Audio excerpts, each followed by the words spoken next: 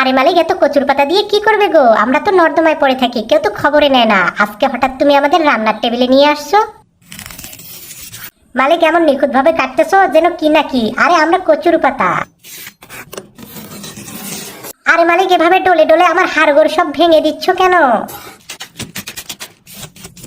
আরে মালিক, তুমি আমাকে এত সুন্দর করে পরিষ্কার করে নিচ্ছ কেন? তোমার বাড়িতে কি খাওয়ার কোনো প্লেট নাই? আমার উপরে খাবার খাবে নাকি?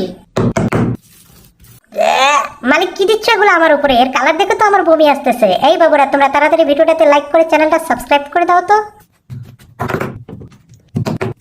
আরে মালিক, এই হলুদ জিনিসগুলো মাখিয়ে আমাদের একটার পর একটা সাজিয়ে নিচ্ছ কেন? তোমার কি কোনো কাজ নেই তাই আমাদের নিয়ে মজা করতেছো?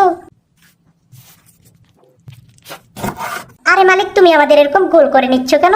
আজকে কি কচুর পাতার রোল বানাবে নাকি?